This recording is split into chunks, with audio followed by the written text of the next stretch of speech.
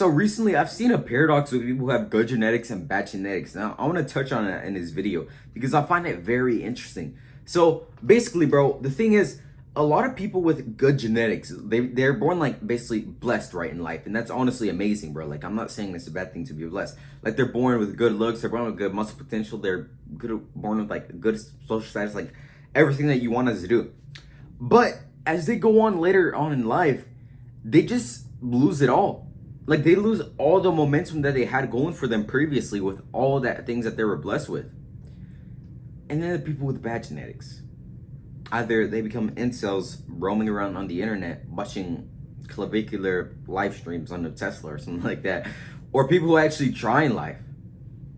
And me personally, right, for my own story, I was one of those people with bad genetics, bro. I'm not gonna lie to you. Like I was born, I was born pretty fat, bro, and there's no really like reason for why I wouldn't be fat, because I was eating like all that kind of BS foods. I wasn't really active. I didn't really, I never, to be honest, a lot of kids out there, they played sports in school and they were always hanging out with friend groups after school.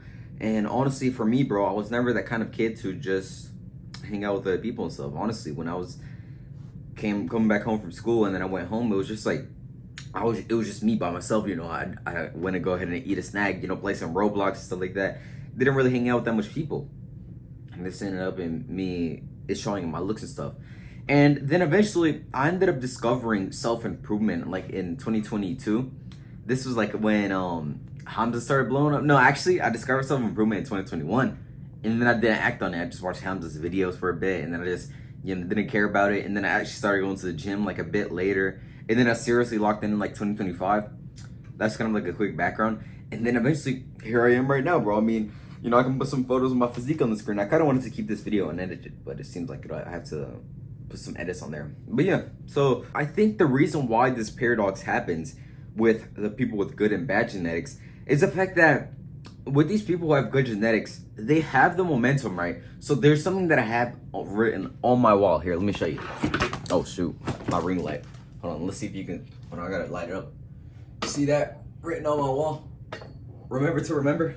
What this means is that in life, you basically have things that happen to you, and they're the cause for something that happens later. So let's say you go to the gym. Well, that's the cause.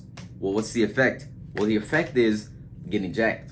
So basically, these people, they had the causes, but they didn't know where the causes come from.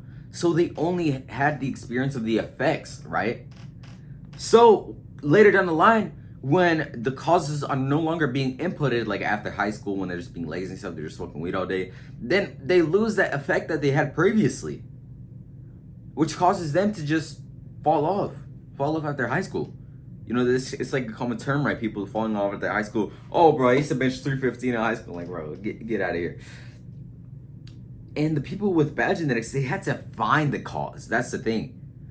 I had to find the cause in order to get the effect in. I had to find the cause in order to look sexy like I have to do it right now. I'm joking with you. I had to find these things in order to gain the effect, and I had to sustain them for a certain period of time.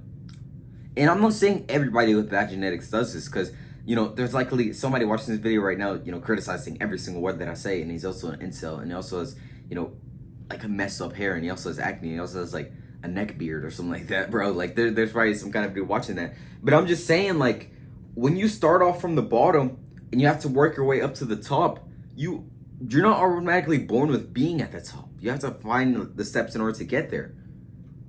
And this is the paradox of good and bad genetics, bro. So join us, sir. Links down below. And always remember, in every single aspect of life, that you're your biggest enemy on the path to achieving success.